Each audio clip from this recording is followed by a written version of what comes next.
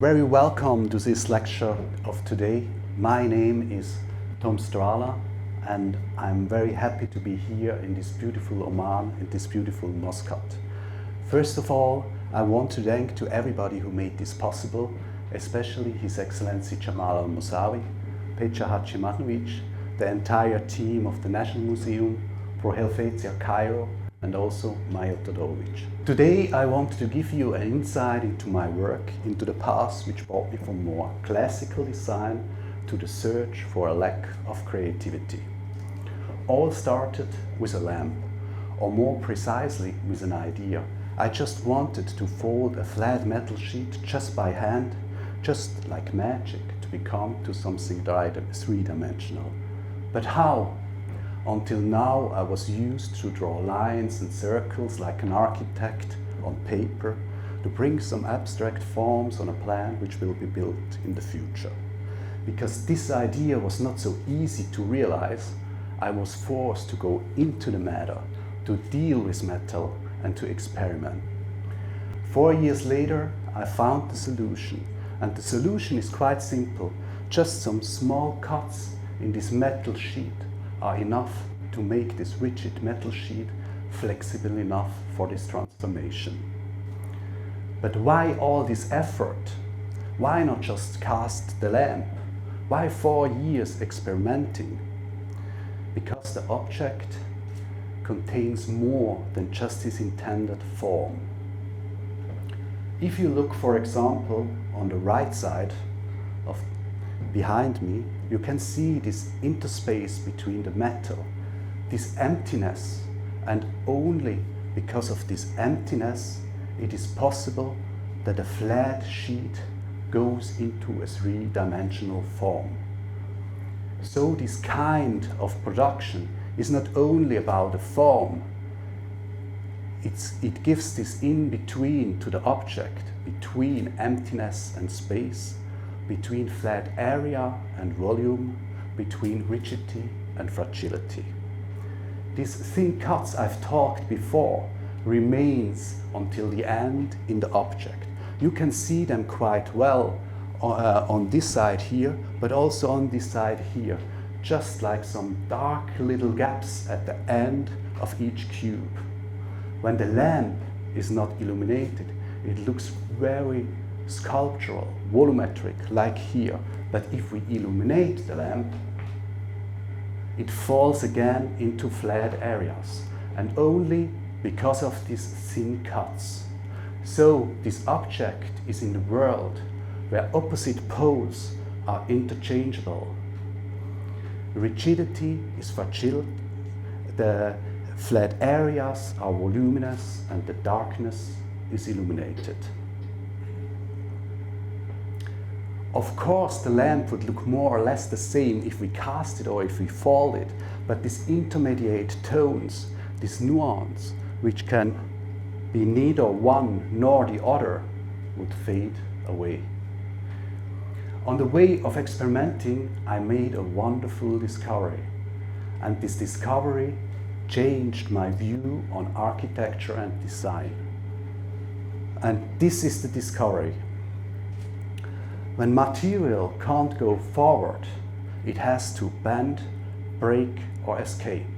When we human beings can't go forward, we adapt, we break, or we escape.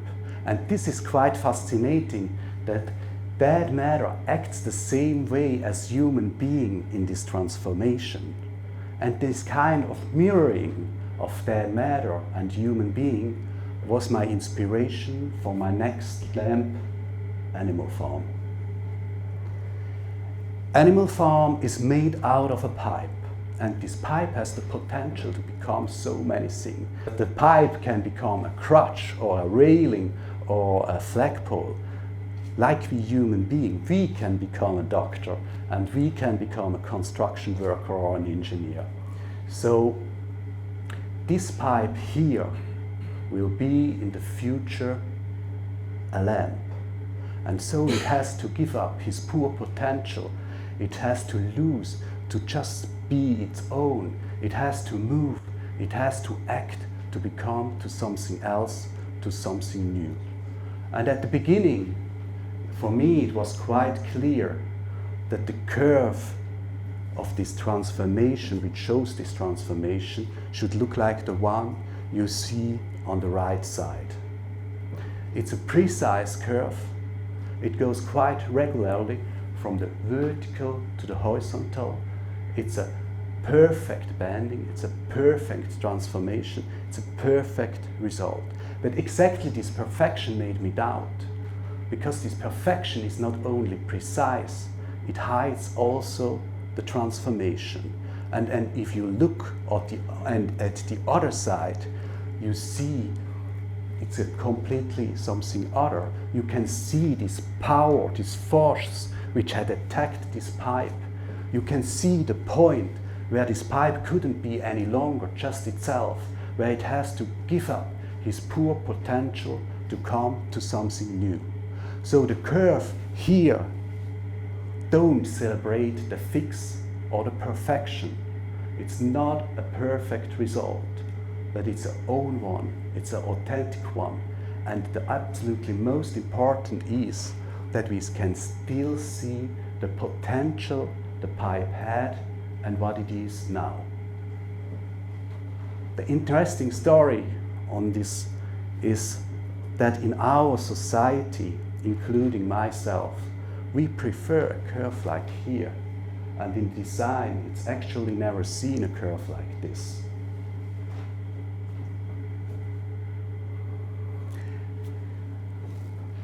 I think that says a lot about our world, because in fact it's a transformation, it's a bending, it's a transformation material already knows. Because material is not. Material arises, and that means that material went already through a transformation process. And what we designers doing, and this is also interesting, is a kind of mirroring of this process. We create new object with the material given by nature, so that the original material, let's call it pixie dust, gains a new dimension similar to an evolution. I think this is a big enrichment. This ambiguity is a big enrichment, because only of this evolution we can discover a new facet on ourselves. We are not somebody else, it's just transformed, or just a part of it is transformed. And only because of this power, of this violence which had attacked us, we can change our limits of imagination. We can learn, we can create, we can catch an idea, we can make our own little evolution. And here I think we should take human being more seriously, and not in the perfect, not in the fixed. Maybe it calms us down because we can define ourselves, or it gives us status. It's exactly the negation of the bending, the not wanting to admit that we are in a constant transformation, which let us become to something like stone, which can sink at nothing else than itself. For me, it was very fascinating to see that we can read our perception about transformation just by the shape. And this discovery brought me to my next question. In which way do our everyday objects cement our perception of right and wrong? And then I started this discussion with an object that deals with the fetishism in our norm behavior.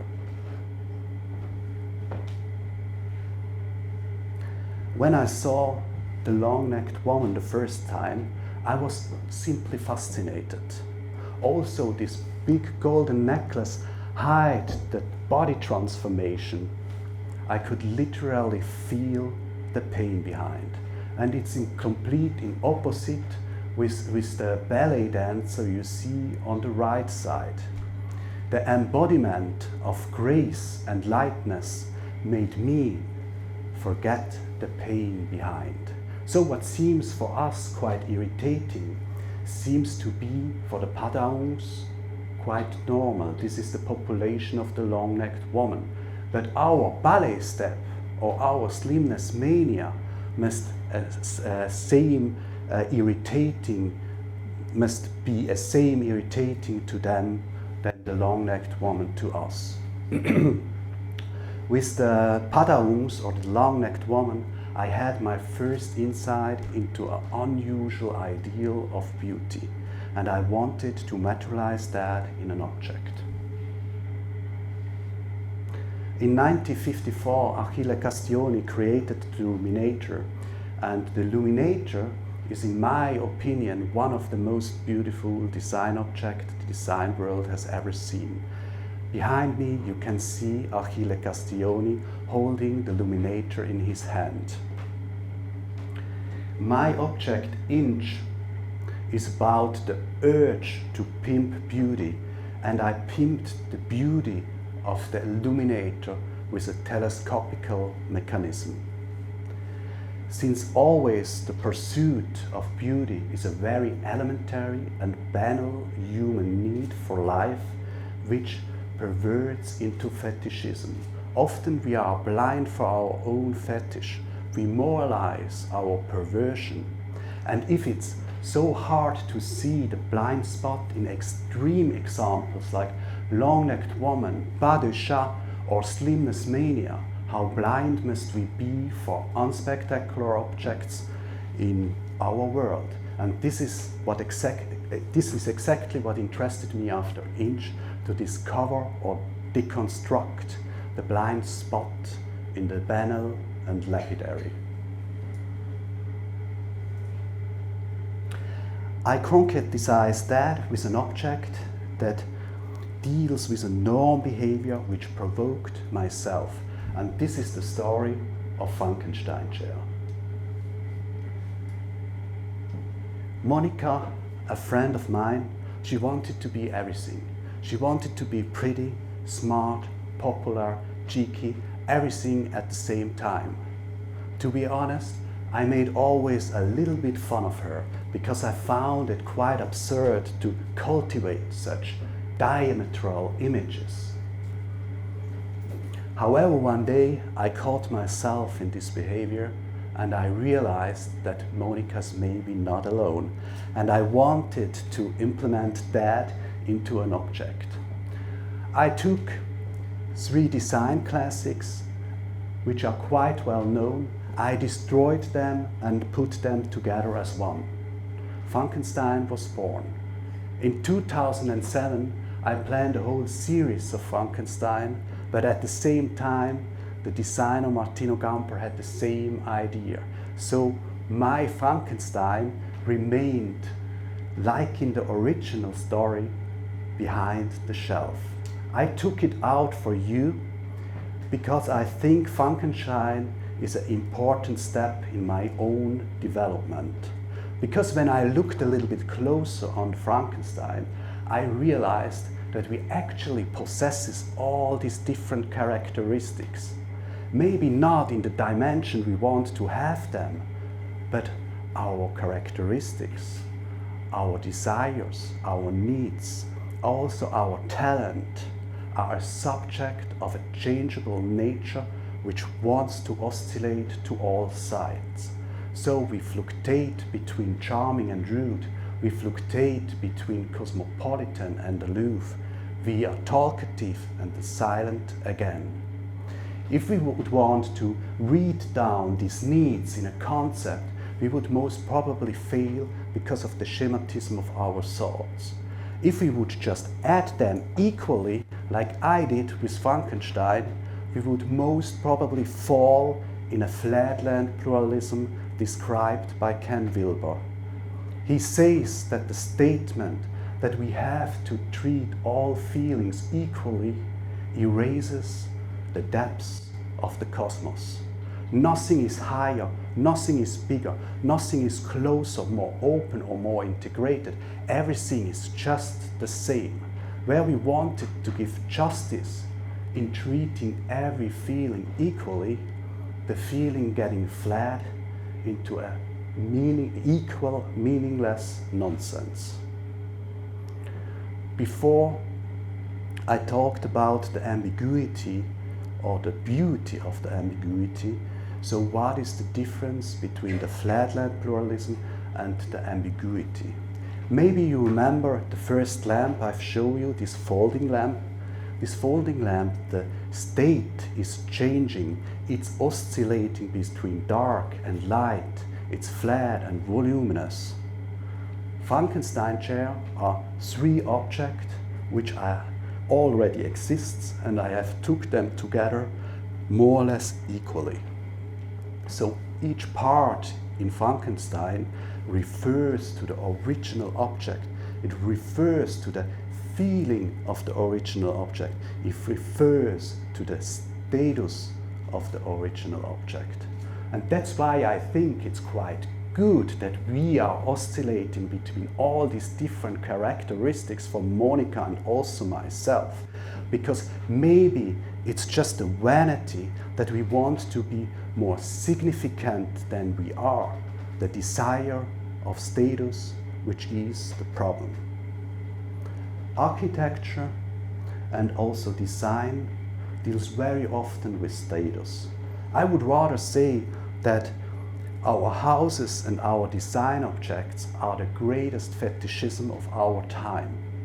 And that's why I think it's worth to take a closer look on the moral or on the ideological makeup which sticks to them. And for that, I've brought you some architecture.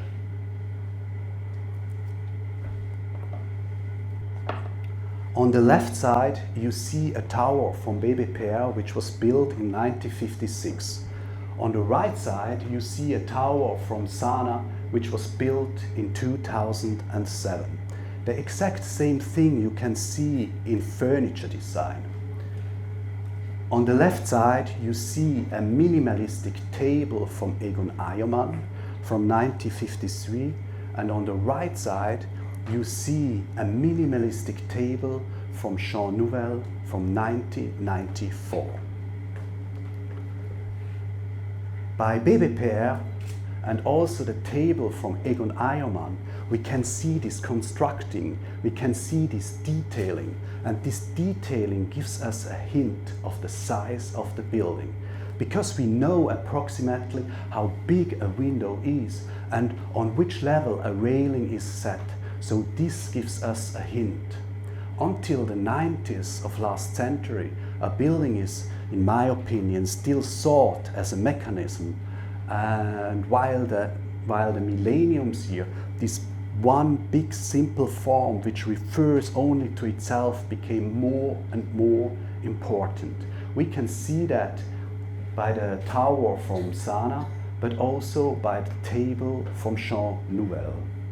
It was the time where everything had to be flush because it evokes the form, and the abstract prevents us to see the scale, material and construction.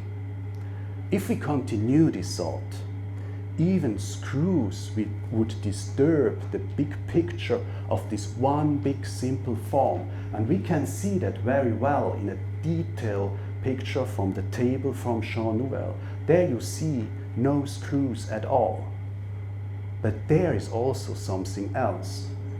If I go back to the table from Jean Nouvel, you see just a very thin line at the edge, a very simple appearance. If we look back in the detailed picture, you can see that there is a much more complex construction. It's a triangle which goes underneath. So a very simple appearance with a more complex construction. In 2005, I created Galerie, and it was the time where the design world, especially in Switzerland, agreed that everything had to be flush. The goal was to achieve a form which is as clear and as simple as possible. That's why flush became the most important tool to create visual simplicity. But this raises the question what simplicity really means, because Flush is often celebrating just simplicity without really being simple. So we saw that actually before with this table from Jean Nouvel, a simple appearance, a complex construction. So Flush is often more about being proper or being clean than being simple. And I think that we want to hide something in this being proper. Maybe our rawness or our unsmoothness. And with Kalahari and Kalahario, I also dealt with simplicity, but not with simplicity in its appearance, but with simplicity in its spirit. 8 pipes, 8 connections, 1 piece of leather, that's it. Objects I've done in the same manner are Pompidou and Chaos Lamp. This spiritual simplicity makes this object appear raw, naked, pitted, in opposite to the sleek and the smooth. If we designers just want to do something valuable or something beautiful, we risk that we get kitschy. And the next lamp I want to show you is at the moment in the exhibition Into the Light at the display of the Bayt Sayyid Nadir. And Galmares is actually dealing with the question of status. And status is, in my opinion, something very strange. Who defines status and how does status arise? An object that has, in my opinion, a low status is the energy-saving bulb. You can see it here. And I quite often saw this energy-saving bulb in basement or in storage rooms, but I rarely saw them in rooms of high representation. So this low status of this energy-saving bulb interested me, and this is what I made out of it. If we multiply an energy-saving bulb, then we get something like a chandelier. And a chandelier we associate with rooms of high representation, glamorous room like the Palace de Versailles. So Galmares is flickering between the lighting of a basement and the bourgeois idea of a chandelier. It is flickering between valuelessness and value. Or in other words, Galmares is value undecided.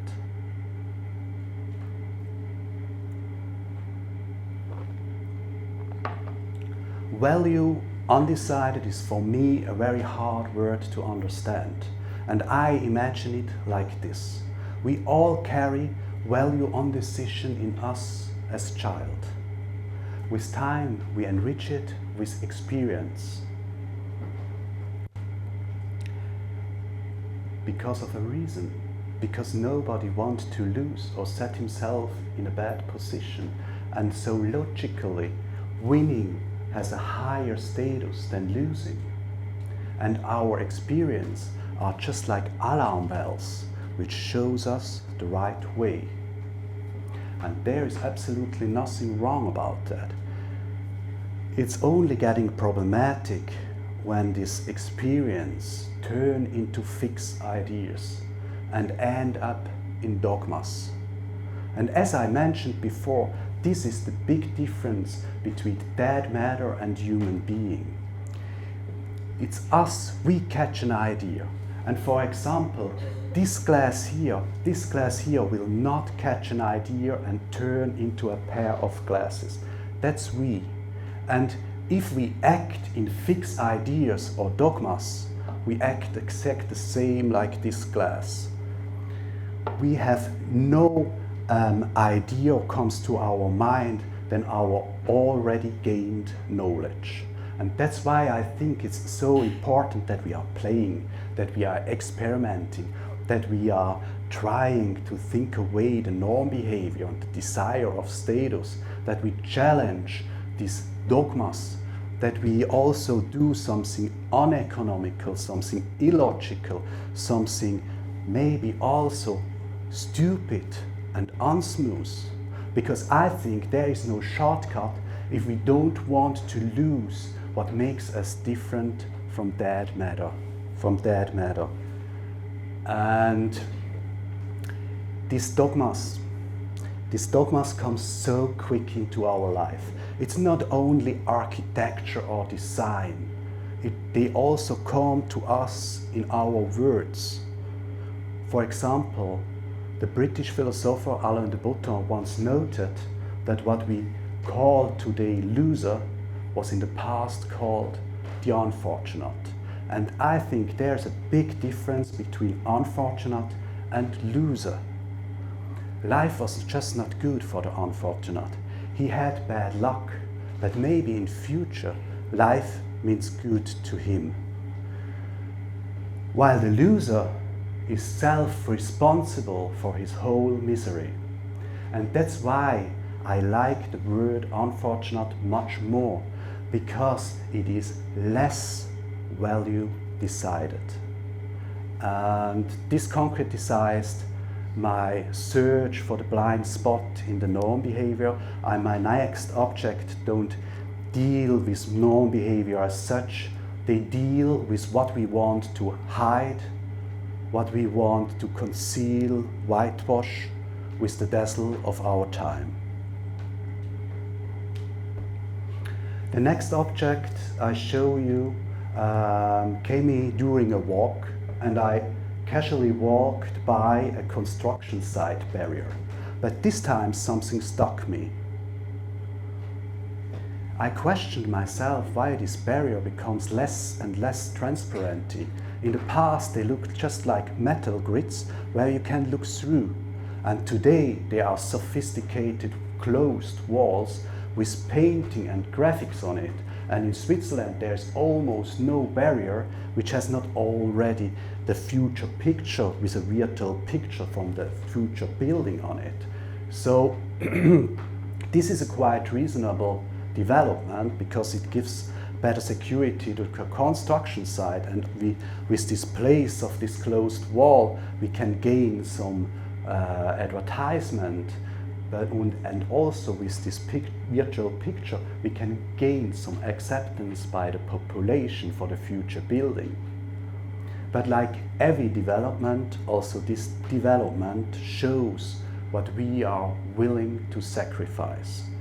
We can't look no longer into this construction site, and with it we can't see the provisional, the process and the unfinished.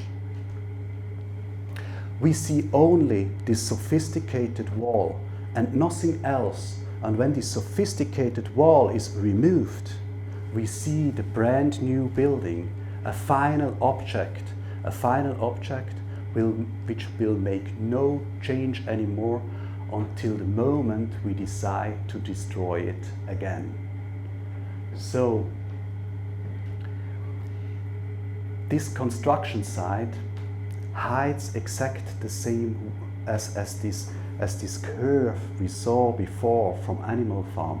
It hides the view on the transformation of the yesterday, the today, tomorrow, the old, the new. This is all shortened up, and with it also it hides the view on the provision and the unfinished.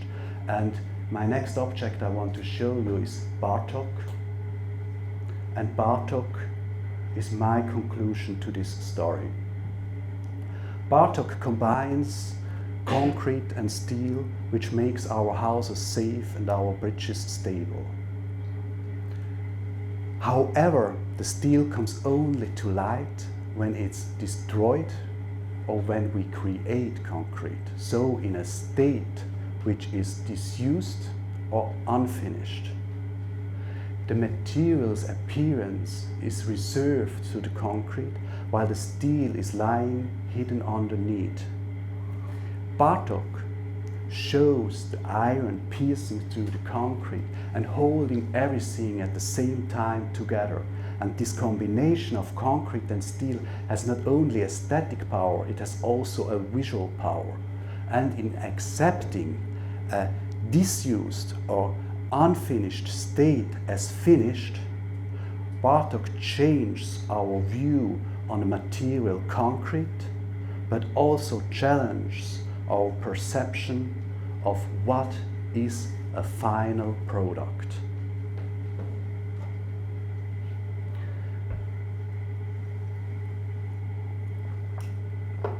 My next object is already the last object for today. It's bourgeoisie.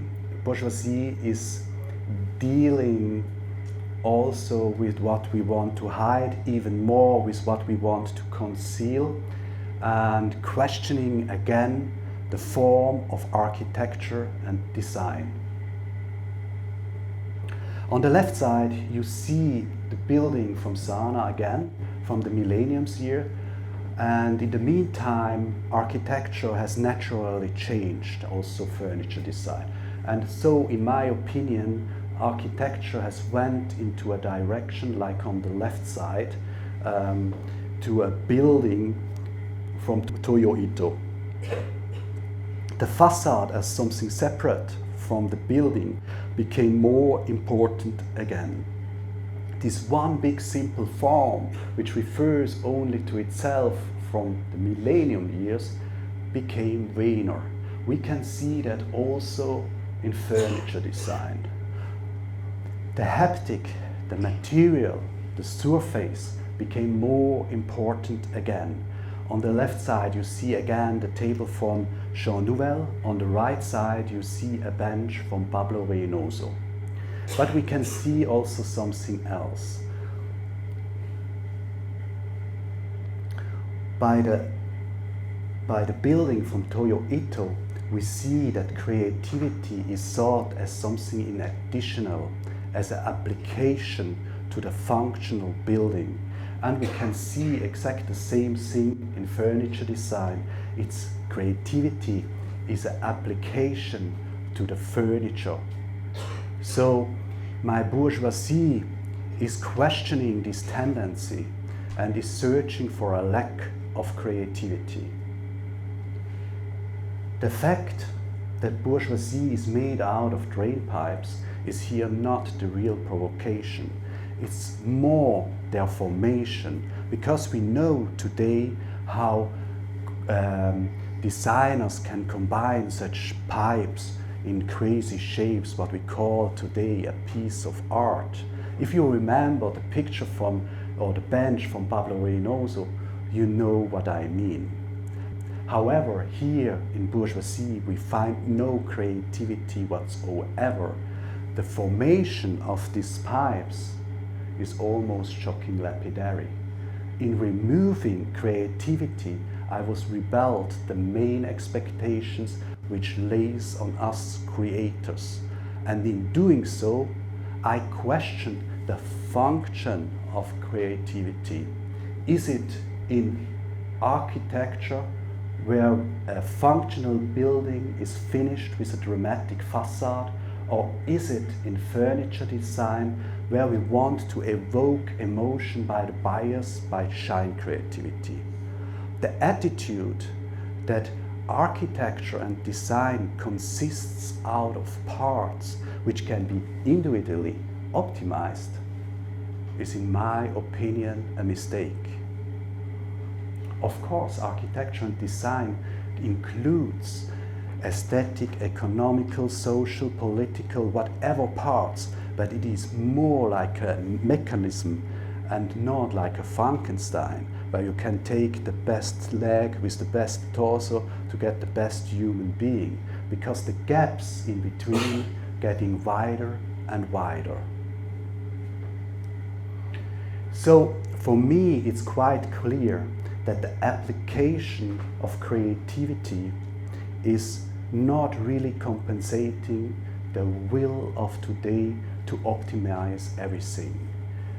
Even more, creativity is degenerated into an object of image. It is misused as a dazzle to hide a content, to hide a lack of content, and with the search for a lack of creativity, is my criticism on this apparent self-evidency.